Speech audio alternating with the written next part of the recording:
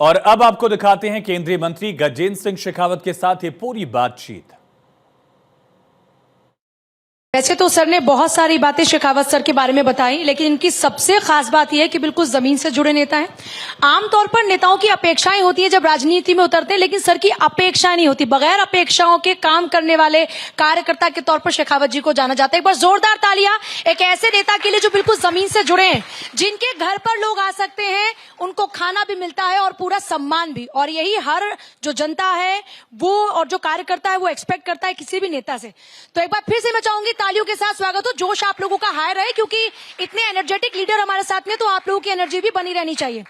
और सर, आपके पास जो मंत्रालय है वो भारत की पहचान से जुड़ा हुआ है, भारत की अस्मिता से जुड़ा हुआ है। इसलिए सबसे पहले, क्योंकि एक कभी हमारे हाथ जो एक बड़ी कामयाबी लगी, हमारे 12 किले महाराष्ट्र के जो वर्ल्ड हेरिटेज में अब शामिल हुए हैं, सर ये जो एक बड़ी उपलब्धि है, मैं चाहूंगी कि इसके बारे में भी आप बताएं। दूसरा, इसी लेन में और किस तरह से हमारे काम आगे चल रहे हैं। धन्यवाद पूजा जी। भारत 24 का आदरणीय जगदीश चंद्र जी का बहुत सारा आभार व्यक्त करता हूं कि मुझे अपनी बात रखने का अवसर प्रदान किया। माननीय प्रधानमंत्री जी की ये दृष्टि कि हम विरासत का संरक्षण भी करें और विकास भी करें, इसको यदि एक बिंदु पे कहीं देखना हो तो पिछले 11 साल के इस कालखंड में जब उनके नेतृत्व में देश ने जब उन्हें जिम्मेदारी दी है, तब से लेकर के अब तक देश की विरासत के संरक्षण को लेकर के जिस गंभीरता से प्रयास हुए हैं, उसका जो है एक प्रमाण, जिस विषय की आपने अभी चर्चा की कि हमारे मराठा कालीन जितने किले भारत की रक्षा के लिए, मराठा एम्पायर की रक्षा के लिए उस समय बनाए गए थे, उनको विश्व धरोहर समिति ने, वर्ल्ड हेरिटेज कमेटी ने, यूनेस्को की ने विश्व की धरोहर के रूप में सूचीबद्ध किया है। भारत के लिए निश्चित रूप से बहुत बड़ी घटना है। उससे भी ज्यादा महत्वपूर्ण इसलिए है कि लगातार पिछले 3 साल तक भारत को, क्योंकि एक देश को एक वर्ष में एक ही नॉमिनेशन डालने का अधिकार होता है, लगातार 3 साल तक भारत की जो है एंट्री को सूचीबद्ध किया गया। पिछले वर्ष असम के मोइदाम्स को किया गया, उससे पहले होयसला के जो है मॉन्यूमेंट्स को किया गया। और अगर पूरे 11 साल के कालखंड में देखूं तो इस 11 साल में 14 मॉन्यूमेंट जो हैं हमारे वर्ल्ड हेरिटेज कमेटी की सूची में सूचीबद्ध हुए। केवल इतना ही नहीं, पिछले वर्ष जब हमने भारत में वर्ल्ड हेरिटेज कमेटी की मीटिंग आयोजित की थी, तब माननीय प्रधानमंत्री जी ने ऐसे सारे देश जिन लोगों की अभी ऐसी क्षमता नहीं है, विकसित नहीं है, जिनके पास में ये ताकत नहीं है कि वो अपने कागजात पूरे, क्योंकि ये बहुत तकनीकी विषय है, अपने इस तरह के सारे डॉक्यूमेंट्स और डॉजियर बना करके अपने देश की संपत्ति को, अपने देश की विरासत को भी इस सूची में सूचीबद्ध करा सकें। माननीय प्रधानमंत्री जी ने के आशीर्वाद से यूनेस्को को हमने $1 मिलियन का फंड कंट्रीब्यूट किया, ताकि हम दुनिया के ऐसे देश, पिछड़े हुए देश, विकास की प्रगति में जो है गति में बहुत पीछे देश, उन देशों के डॉजियर्स बनाने के लिए उनका कैपेसिटी बिल्डिंग भारत में कर सके। केवल हम अपनी विरासत का संरक्षण नहीं, विश्व की धरोहर का संरक्षण करने के लिए काम कर रहे हैं। माननीय प्रधानमंत्री जी के नेतृत्व में जो एक कामयाबी मिली है, मैं आपके चैनल के माध्यम से देश को उसके लिए बहुत सारी बधाई देता हूं। सर, लेकिन एक चुनौती भी इस वक्त आ गई है हमारे सामने, और वो है पहलगाम हमले के बाद जिस तरह से भारत का मुकुट, जिसे हम कश्मीर कहते हैं, भारत का मुकुट कश्मीर, वहां पर पहलगाम हमले के बाद अब पर्यटक जाने से परहेज कर रहे हैं, और ये भारतीय नागरिकों की मैं बात कर रही हूं। तो इस चैलेंज से आप लोग कैसे निपटेंगे, इससे कैसे उबरने की प्लानिंग आप लोगों ने की है? देखिए, 2019 में धारा 370 के एब्रोगेशन के बाद में जिस तरह से कश्मीर में इंफ्रास्ट्रक्चर डेवलपमेंट हुआ, जिस तरह से कश्मीर से आतंकवाद की घटनाएं लगभग समाप्त हो गई, लोगों का विश्वास एक बार फिर कश्मीर के प्रति, कश्मीर जाने के प्रति बनने लगा। 2024 के साल के आंकड़ों को उठा करके हम देखें तो 2023 के साल में लगभग 2 करोड़ पर्यटक पहुंचे थे, 2024 में 2 करोड़ 20 लाख से ज्यादा पर्यटक पहुंचे थे। और इस बार हम अपेक्षा करते थे कि ये आंकड़ा पिछले सारे रिकॉर्ड ध्वस्त करके 3 करोड़ तक पहुंचेगा।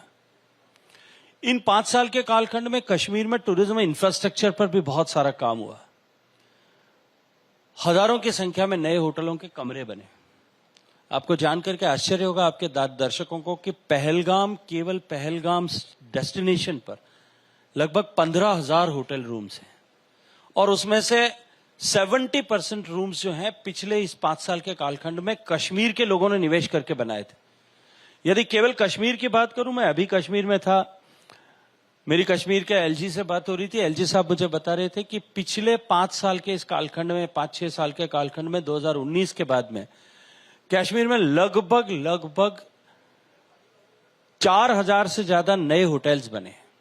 छोटे भी होंगे, बड़े भी होंगे, सब तरह के होटल्स होंगे। और एक एवरेज होटल में 10 करोड़ रुपए का निवेश भी देखें, 40,000 करोड़ रुपए का निवेश केवल होटल हॉस्पिटैलिटी इंफ्रास्ट्रक्चर में हुआ। निश्चित रूप से पहलगाम की घटना दुखद थी और उसके कारण से कश्मीर के टूरिज्म को बहुत बड़ा नुकसान हुआ।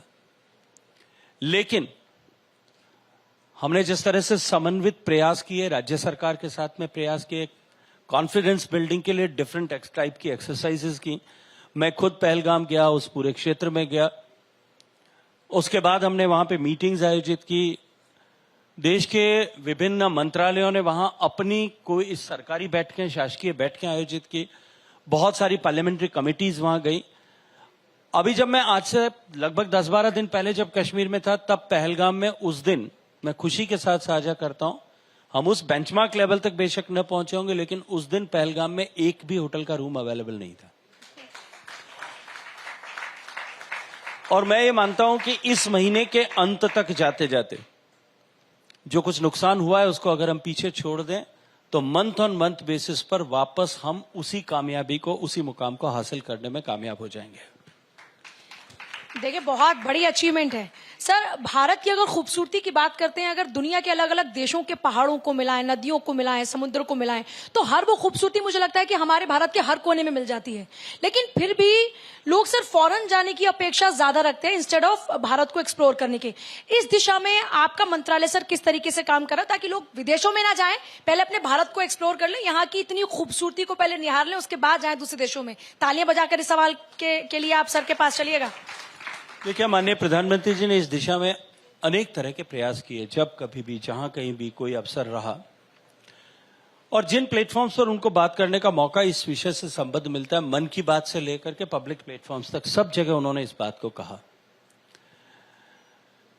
भारतीयों के परिप्रेक्ष्य में अगर मैं देखूं तो निश्चित रूप से हम अपने देश को जाने, देश के विविधताओं को जाने, देश की सांस्कृतिक विविधताओं को जाने, देश की जो है नेचुरल ब्यूटीज को एक्सप्लोर करें, निश्चित रूप से यह आवश्यक है। लेकिन शायद आज इस टेक्नोलॉजी की दुनिया में जिस तरह से दुनिया के एक दूसरे देशों की संस्कृतियों का सुगमता के साथ में एक्सेस मोबाइल के माध्यम से, इंटरनेट के माध्यम से होने लगा है, भारत की अर्थव्यवस्था बढ़ने के साथ साथ में भारत से आउटबाउंड टूरिज्म, विदेश जाने वाले लोगों की संख्या निश्चित रूप से बढ़ रही है।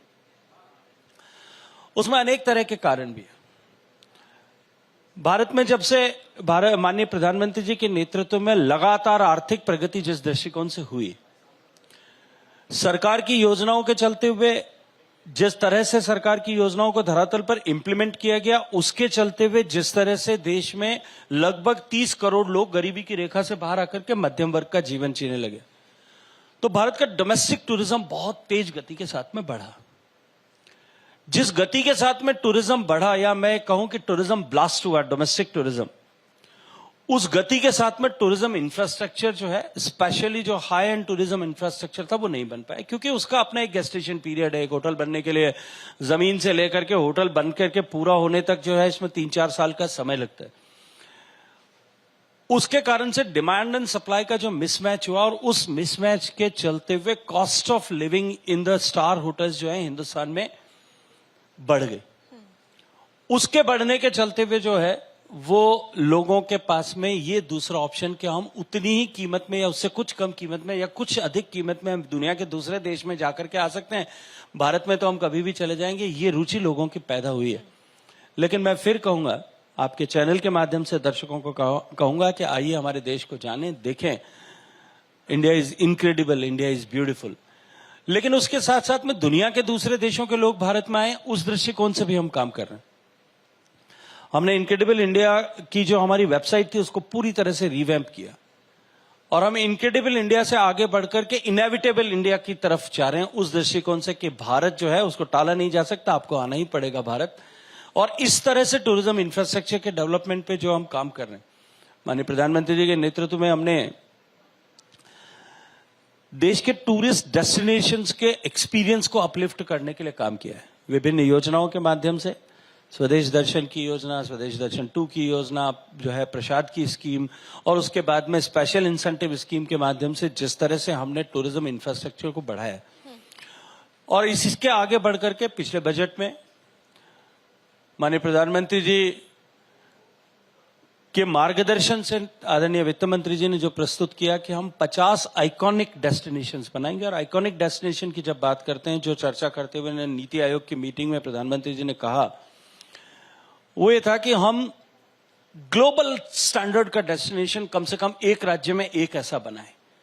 और मैं ये मानता हूं कि ये बनने के साथ में, इस दिशा में आगे बढ़ने के साथ में हमारा डोमेस्टिक टूरिज्म और इनबाउंड टूरिज्म दोनों जो है वो बहुत तेज गति के साथ में एक नई उछाल रजिस्टर करेंगे। आज हम अगर ट्रैवल एंड टूरिज्म डेवलपमेंट की ग्लोबल इंडेक्स के दृष्टिकोण से देखें, हम 54वें पायदान पे होते थे, आज हम 39वें पायदान पर पहुंचे हैं। और हम इस लक्ष्य को लेकर के काम कर रहे हैं कि 2029 तक हम पहले 20 देशों के अंदर आ जाएं, ताकि दुनिया के लोग भी भारत में उसी गति के साथ में उनके आने की गति भी उसी प्रपोर्शन में बढ़ सके।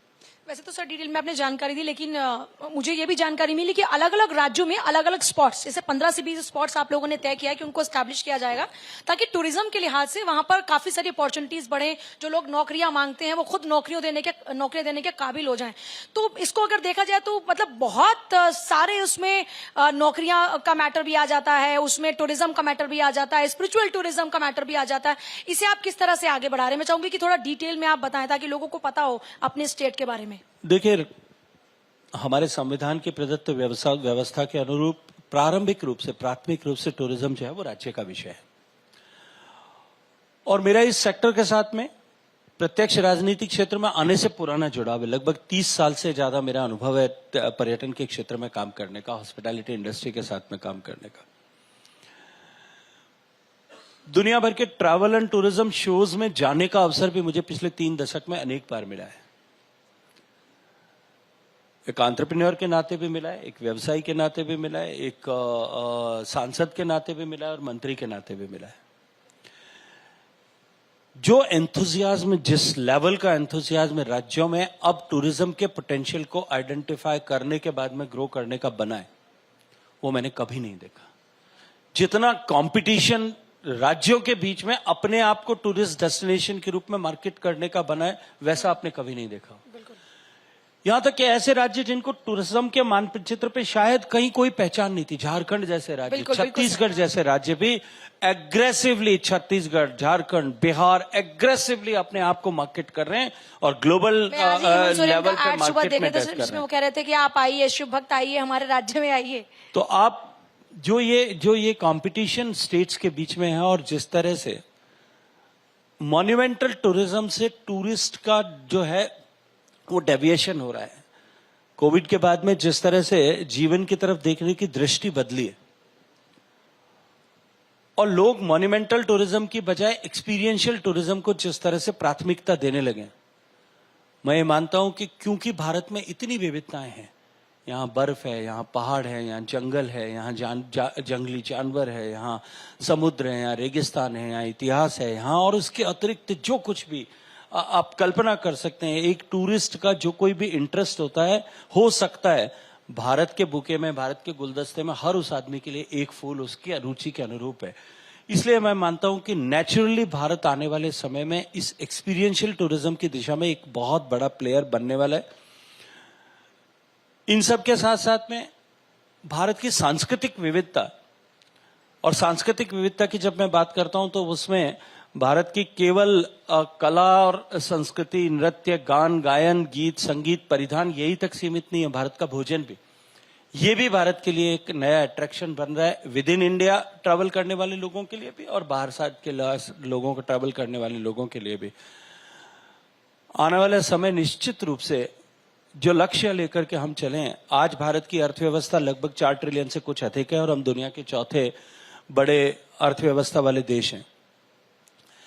सारी दुनिया के आर्थिक जगत में काम करने वाले लोग, एक्सपर्ट्स ये मानते हैं, दावोस में जिस तरह की चर्चाएं होती है उसके बाद में ये विषय आता है कि भारत की अर्थव्यवस्था आने वाले कुछ दशकों तक, और अभी आप सबने देखा जिस तरह से नए इकोनॉमी के आंकड़े आए हैं कि भारत की अर्थव्यवस्था is the only shining star, पूरी दुनिया ग्लोबल रिसेशन में है, एकमात्र अर्थव्यवस्था बड़ी अर्थव्यवस्थाओं में अगर कोई चमक रही है और स्टेडी ग्रोथ कर रही है वो भारत की है।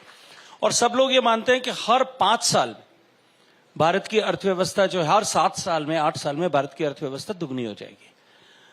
2047 का जो माननीय प्रधानमंत्री जी का लक्ष्य है, उस लक्ष्य तक पहुंचने के लिए अभी हमारे पास लगभग 22 साल का समय, 23 साल का समय शेष है। लगभग 3 बार हमारी अर्थव्यवस्था दुगनी हो जाए ऐसी क्षमता है। हम 4 ट्रिलियन से 8 ट्रिलियन होंगे, 8 से 16 होंगे और 16 से 32 ट्रिलियन होंगे। दुनिया के जो ग्लोबल जीडीपी में टूरिज्म का कंट्रीब्यूशन, सेक्टर का कंट्रीब्यूशन 10% है, जबकि हमारे यहां 5 से 6% के बीच में। हमारा अपने आप से संकल्प है, अपने आप को इसके साथ में चुनौती है कि हम अपने टूरिज्म सेक्टर का कंट्रीब्यूशन अपनी इकोनॉमी में 10% पे कर पाए। आप कल्पना करके देखिए, जब भारत की अर्थव्यवस्था 30-32 ट्रिलियन की होगी 2047 तक या उससे अधिक होगी, तब उसमें टूरिज्म का कंट्रीब्यूशन उतना होगा जितना लगभग आज की पूरी इकोनॉमी है, पूरी जीडीपी है। उस लक्ष्य को लेकर के हम प्रधानमंत्री जी के नेतृत्व में काम कर रहे हैं। सर, जब मैं बाहर गई तो वहां पर कुछ विदेशी थे जिनसे मेरी बात हो रही थी और मैंने कहा कि जिन देशों में आप घूम रहे हैं उससे ज्यादा खूबसूरत हमारा भारत है, तो आप लोगों की प्रेफरेंस में भारत क्यों नहीं है? तो उन्होंने कहा कि भारत में डॉक्यूमेंटेशन का प्रोसेस बहुत ज्यादा है, हम चाहते हैं जहां पर इजी एक्सेस हो हम वहां पर ज्यादा जाएं। तो मैं आपके संज्ञान में ये मामला लाना चाहती हूँ। मुझे लगता है कि शायद कहीं कुछ विषयों की जानकारी का अभाव जहां कहीं भी होगा, आपकी चर्चा होगी, वहां रहा होगा। भारत ऐसा देश है जो 195 देशों में से 190 देशों को ई वीजा देता है, और भारत आने वाले किसी भी तरह के टूरिज्म वीजा के लिए आपको 48 आवर्स से ज्यादा इंतजार करने की आवश्यकता नहीं है, घर से बाहर जाने की, एम्बेसी जाने की आवश्यकता नहीं। घर में बैठ करके आप अपने मोबाइल से उस डॉक्यूमेंट को भी हमने और अधिक, जो माननीय प्रधानमंत्री जी हमेशा कहते हैं ईज ऑफ डूइंग बिजनेस कर रहे हैं, उस दृष्टिकोण से उसको ईज आउट करने की दिशा में हमने गृह मंत्रालय के साथ और विदेश मंत्रालय के साथ बातचीत की है।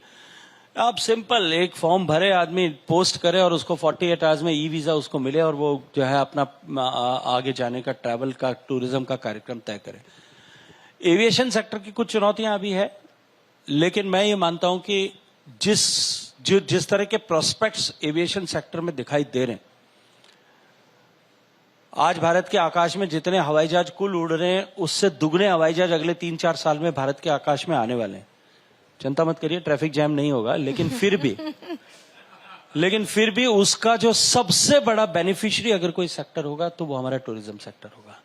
जिस तरह से नया रेल इंफ्रास्ट्रक्चर बन रहा है, मॉडर्न रेल इंफ्रास्ट्रक्चर बन रहा है, उसका बेनिफिशियरी अगर कोई होगा तो वो टूरिज्म होगा। जिस तरह से रोड इंफ्रास्ट्रक्चर स्ट्रेंथन हो रहा है, उसका बेनिफिशियरी अगर कोई है तो पहला बेनिफिशियरी टूरिज्म सेक्टर है। निश्चित रूप से भारत आने वाले हर अतिथि के अनुभव को हम अपलिफ्ट कर सकें, एक्सपीरियंस को अपलिफ्ट कर सकें। और अनुभव केवल ताजमहल आता है तब ताजमहल के प्रीमाइसेस में नहीं होता। जिस दिन वो भारत आने की कल्पना करता है, उस दिन से लेकर के जब वो सर्च इंजन पर ढूंढना शुरू करता है, तब से लेकर के जब वो वापस लौटता है या लौटने के लिए वापस दिल्ली के अब जो है जहां से उसको डिसम्बार्क होना है उस एयरपोर्ट तक पहुंचता है, उस तक का एंड टू एंड जो है उसके अनुभव के स्तर को अपलिफ्ट करने की दिशा में हम योजनाबद्ध तरीके के साथ काम कर रहे हैं। सर, ऐसा कोई अनछुआ क्षेत्र मानते हैं आप टूरिज्म का जहां पर आपको लगता है कि आपके महकमे को वहां पर काम करने की आवश्यकता है, या वो राज्य खासतौर पर जो अभी भी अनछुए हैं और वहां पर टूरिज्म की अपॉर्चुनिटीज बहुत ज्यादा है? देखिए, मुझे लगता है कि इस तरह की समीक्षा आदमी को हमेशा करते रहना चाहिए, केवल टूरिज्म के दृष्टिकोण से नहीं। अपने जीवन में भी अगर आदमी को ग्रो करना है तो उसको निरंतर अपने आप में कमियां दिखना की, अपने आप में स्कोप ऑफ इम्प्रूवमेंट देखने की कोशिश करनी चाहिए।